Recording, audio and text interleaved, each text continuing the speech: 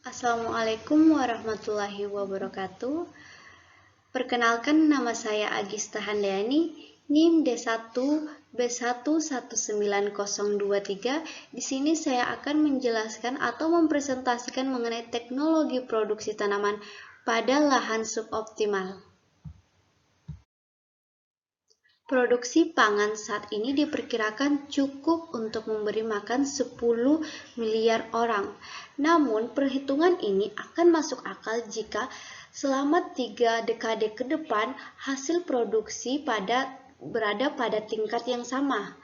Kendala utama antara lain berasal dari konversi lahan pertanian atau hilangnya lahan pertanian akibat peningkatan populasi manusia.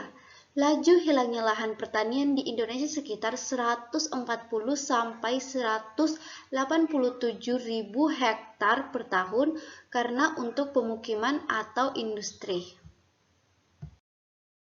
3/4 dari kerugian tersebut terjadi di lahan pertanian hasil tinggi di Pulau Jawa. Kombinasi ALC dan perubahan iklim tentunya akan menurunkan produksi pertanian. Salah satu daerah yang berpotensi untuk menciptakan lahan pertanian baru adalah pada lahan suboptimal. Bagian 1, kita akan membahas mengenai definisi tanah suboptimal. Istilah sub adalah awalan yang menunjukkan bahwa tanah menghambat pertumbuhan karena jumlah air, cahaya, dan nutrisi di bawah optimal. Sedangkan istilah tanah suboptimal mulai digunakan secara luas untuk menggambarkan karakter khas lahan yang produktivitasnya rendah, pengembalian ekonomi yang berkurang, dan keterbatasan yang parah untuk penggunaan pertanian. Nah, dalam konteks ini penggunaan tanah lebih luas dari sekedar lapisan tanah atau medan. Nah, ini termaksud atmosfer, geologi, hidrologi tanah, dan seluruh makhluk hidup di dalamnya, termaksud aktivitas manusia seperti teras sering, drainase, dan irigasi.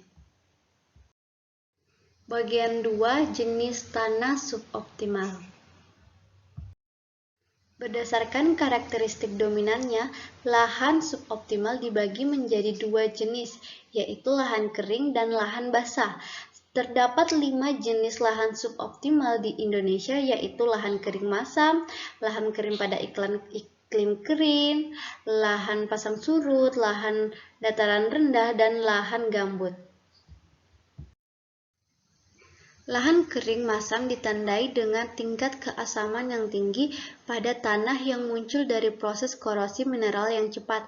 Proses tersebut menghilangkan zat dan hanya menyimpan nutrisi non-esensial di dalam tanah yang dapat menjadi racun bagi tanaman. Jadi jenis tanah ini umumnya memiliki pH kurang dari 5,5 dan nutrisi yang buruk dan dapat menyebabkan keracunan aluminium. Nah, untuk lahan kering itu berada di iklim yang memiliki curah hujan yang kecil dengan curah hujan di bawah 2000 mm per tahun dengan bulan kering atau curah hujan. Lahan pasang surut juga dikenal sebagai lahan pasang surut yang dapat ditemukan di sepanjang garis pantai. Nah, rawa pasang surut ini ditandai dengan adanya genangan air sepanjang tahun. Untuk rawa dataran rendah atau yang dikenal dengan masyarakat setempat sebagai rawa lebak ini terbentuk dari curah hujan dan terperangkap di rongga-rongga daratan.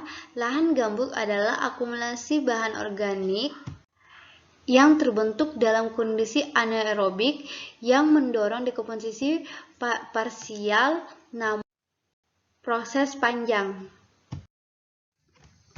Baiklah, teman-teman dapat lihat konversi lahan suboptimal menjadi aliran lahan pertanian. Nah, di tabel ini dijelaskan ada 2 lahan, yaitu lahan tanah kering dan lahan basah. Lahan tanah kering seperti yang di belakang tadi, yaitu ada lahan kering iklim kering dan lahan kering asam.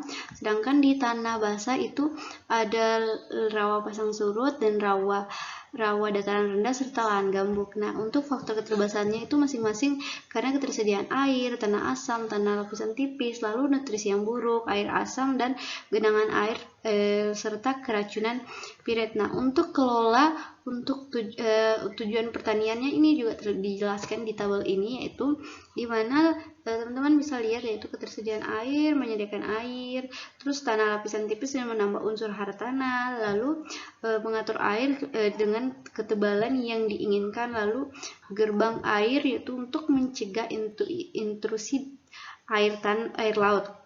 Jadi di sini kita bisa mendapatkan pertanian yang produktif. 3. Kita masuk di prospek masa depan. Peningkatan produktivitas pertanian di lahan suboptimal dapat terkontribusi pada perbaikan keadaan ketahanan pangan. Nah, hasil panen yang dihasilkan pada lahan-lahan yang sebelumnya suboptimal akan meningkatkan ketersediaan dan aksesibilitas pangan, terutama bagi daerah sekitar. Baiklah teman-teman, untuk mengetahui karakteristik lahan suboptimal itu yang bervariasi, ada 3 aspek. Jadi yang tidak dapat dipisahkan ya, jadi aspeknya ini tuh tidak dapat dipisahkan. Jadi yang pertama itu keadaan tanah yang perlu diperbaiki dalam segala aspek, termasuk fisik, kimia, biologi. Lalu yang kedua itu air. Jadi air sumber daya yang harus diatur dengan menerapkan pengolahan air di lahan di lahan kering maupun di lahan basah ya. Lalu yang terakhir yaitu adalah perluasan kultivar tanaman pertanian adaptif yang diperlukan untuk meningkatkan hasil panen yang optimal. Nah, ini semua itu akan berjalan jika kita semuanya bekerja sama membuat, jadi semua pemangku atau pelaksana kegiatan pertanian ini bekerja sama dalam merealisasikan tersebut, baik dari segi semua aspek pengetahuan teknis yang ditujukan untuk produktivitas tinggi, hingga peningkatan komoditas yang dihasilkan. Baiklah, di sini kita akan memasuki bagian karakteristik lahan. Baiklah, pada gambar di samping menunjukkan lahan gambut, di mana terdapat hamparan lahan yang luas dan di pinggirnya ditanami jambu mente.